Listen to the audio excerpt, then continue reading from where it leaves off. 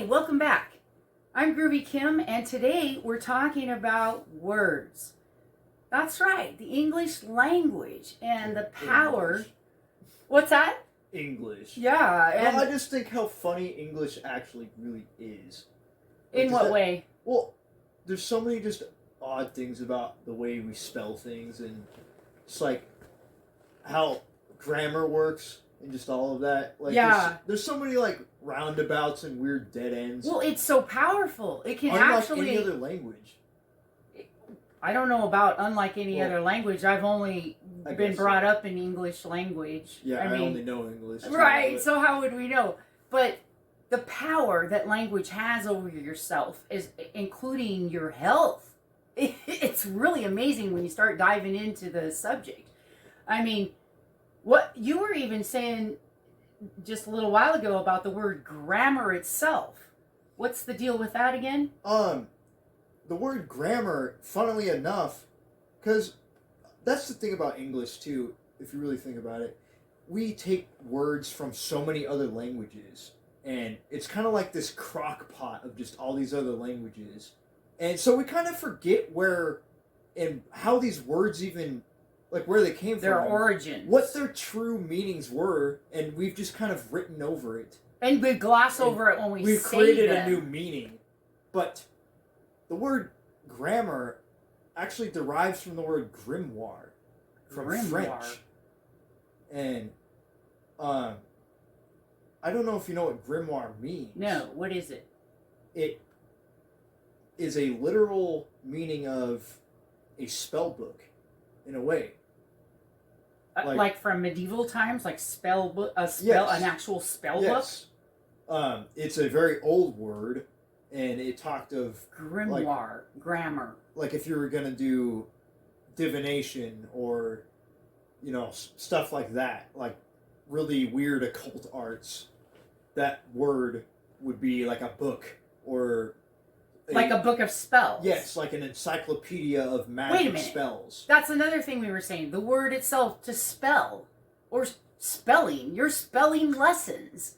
Yes. Our language is fraught with words that have really deep meanings from long ago that we don't even realize. We just, use it in our everyday language. They're just right there, and sometimes it's even spelt the same way.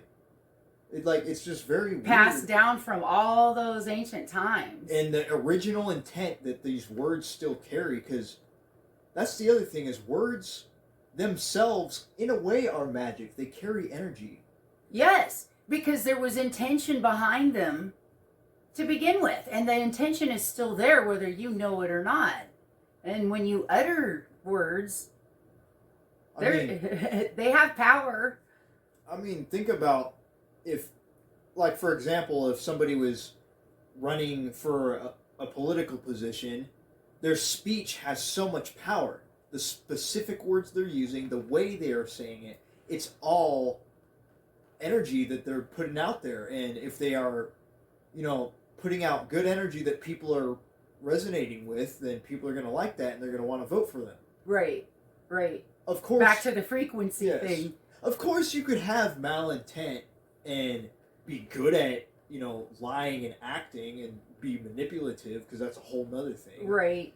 And that just But shows... back to the power of words, though. Well, that just shows how powerful words are. Yeah. You can really shape people's minds with just phrases. What you say. And even just specific words. Well, we all know that. But I like the whole idea of diving into... I mean, you have quite the collection. You've been studying this a while. I can remember you telling me some really mind-blowing things about the words we use. Give me another example. I love this trivia. This is cool. Well, this one's... How do I go about this one? There's a story in the Bible of Job. Oh, yeah.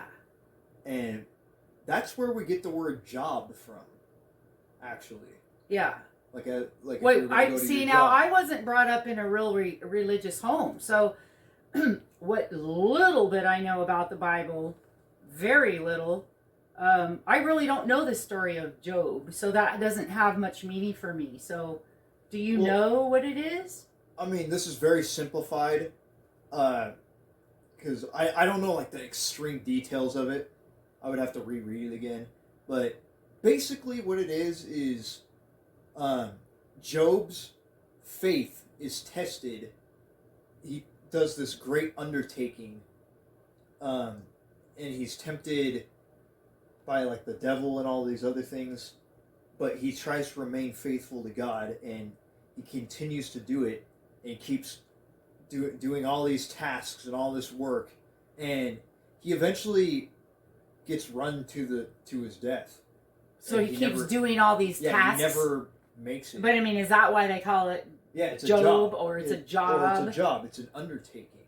I see. Of some kind. And so that's the word. That's where it derives from. Yeah.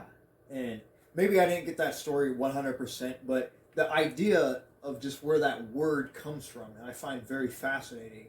And the other thing too is, think of the words associated with your job. Yeah. Like, what do you do when you go to work and you meet your coworkers? You say, good morning. You're wishing them. Yes, you're wishing. That's your intent. Yes. And you might not be thinking anything of it, but it's, I mean, what is morning?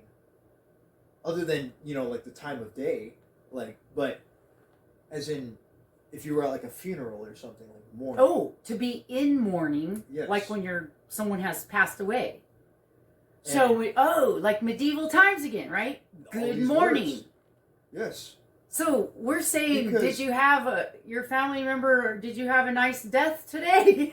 Is that what good morning really means? Well, think about this one too. What do you do in the morning? You hopefully have a good morning. You're awake. Yeah. What is awake? Ooh. The deeper meaning, to be awake. Yes. Awake. Good morning. Wow. Isn't that just... That's mind-blowing. And we say that all the time and don't even know the deep meaning behind it. And whether they still carry these old powers and it somehow is trickling in still, I'm not sure. I just find it interesting. I know that it trickles in because obviously if you wish somebody a good morning or anything else, happy birthday, whatever, you're giving a positive vibration rather than,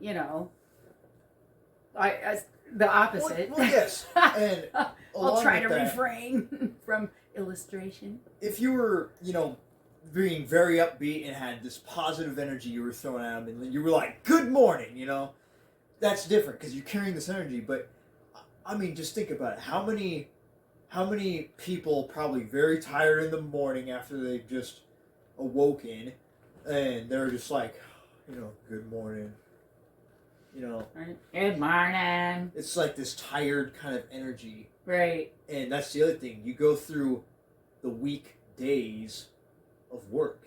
Yeah. I mean, a weekdays. Weak. As in you feel weak. You feel weak. You've been working. You've been at that Job. Yes. And what do you arrive? Wow. What do you arrive at the end of the weekdays? The week end. The week end where you're no longer weak. So even those words make you feel downtrodden and stressed out. And you didn't even know it.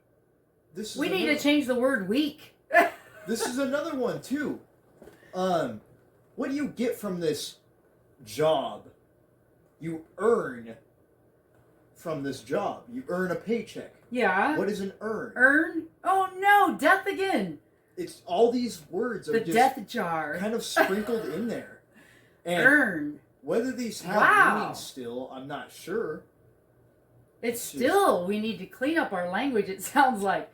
That's depressing. It's just weird, like old, old English stuff that's just still, or hanging I guess around. other languages. I always used to freak out on the Ring Around the Rosie that you play in the schoolyard when you're a child.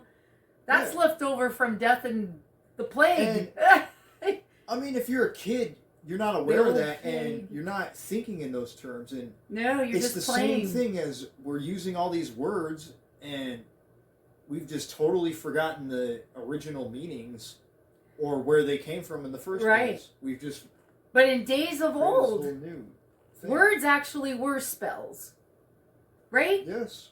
They, And they took it as such. I mean, they didn't take it for granted like we do now. mhm.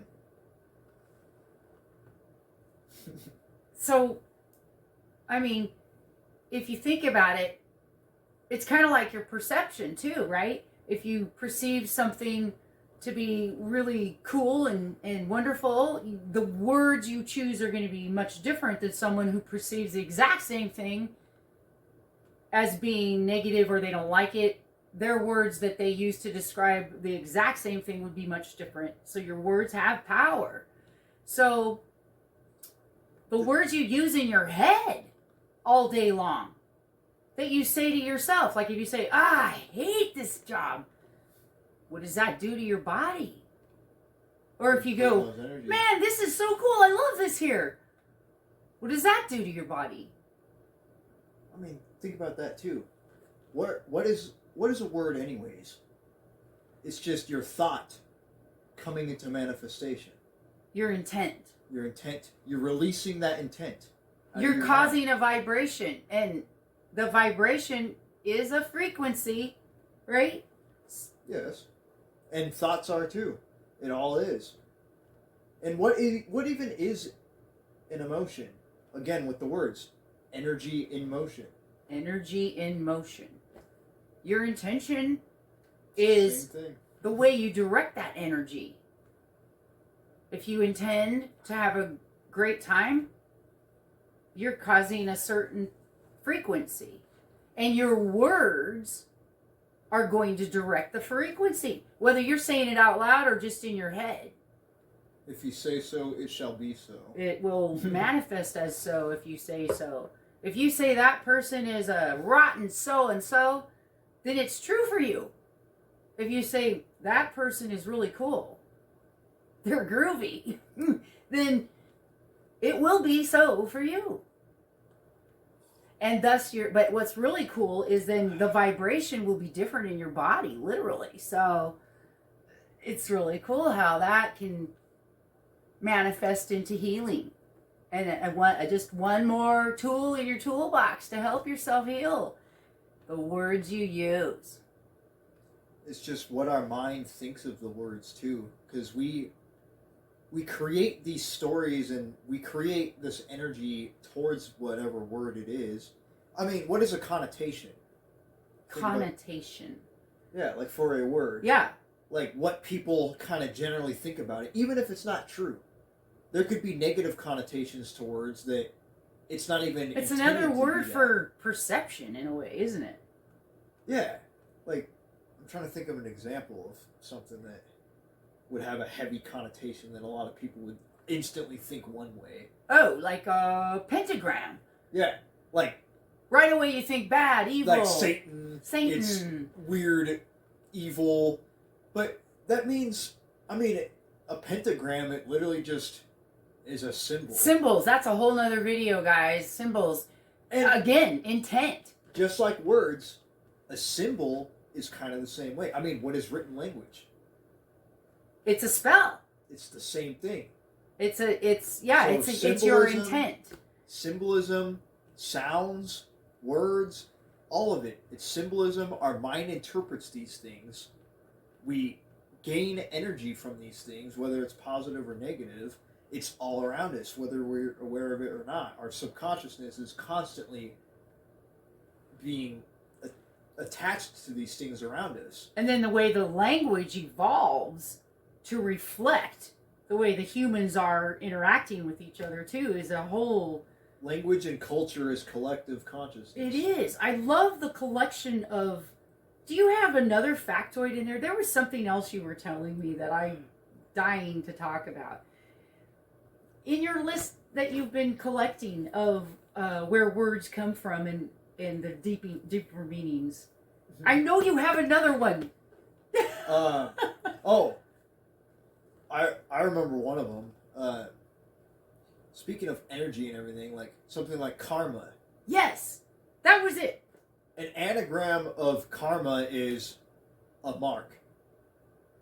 So karma spelled backwards, a mark, like a mark in your frequency. like a check mark, like a X, like a you disrupted it. I don't know if that's intentional or if it just happened to be that way. I don't know, but language, the more you study it, the more you realize there's just these tiny things everywhere. They're everywhere.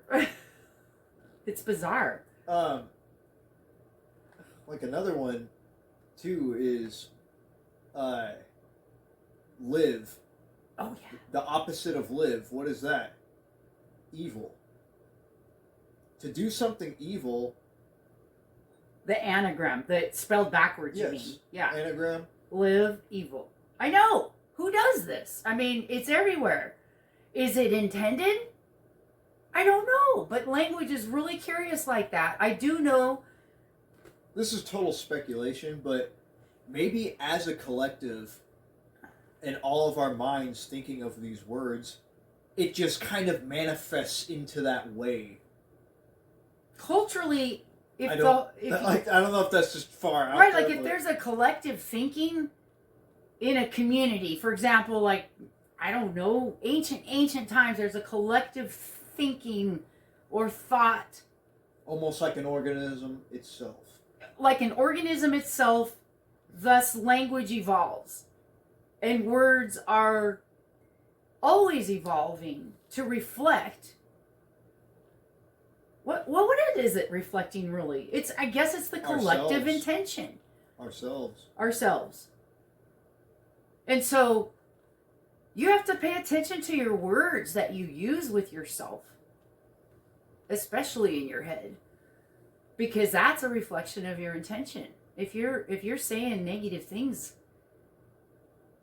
that causes a frequency in your body. The words your conscious mind uses is the words your subconscious mind hears.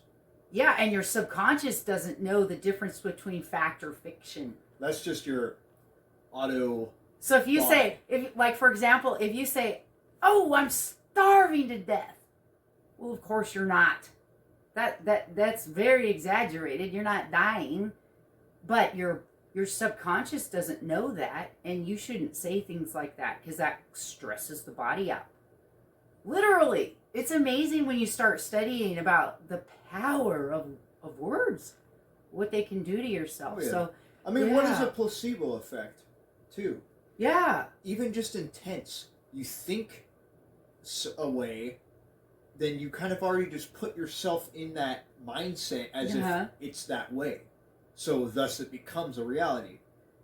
That reality always existed. Right. It's just where your mind was. We used to have this patient at the doctor's office where I used to work. And she would always, she never had anything really wrong with her. And doctor gave her a placebo one time. And he told us, now you guys, she's coming in today, so be prepared.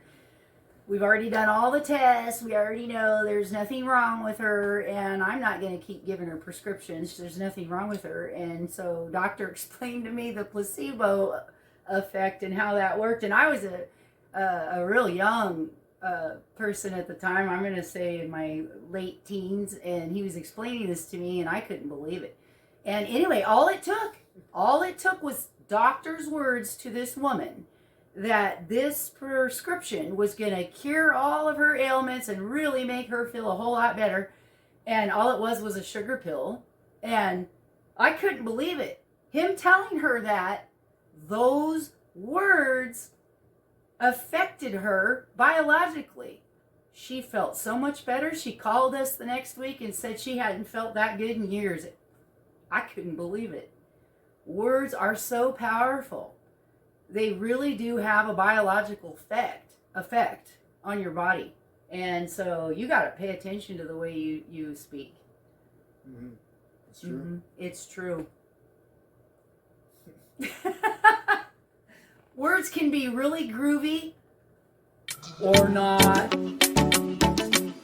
Hey, won't you please hit the subscribe button? That way you'll be notified when new Groovy Kim videos are available. Alright, thanks. Hit the like button too while you're at it.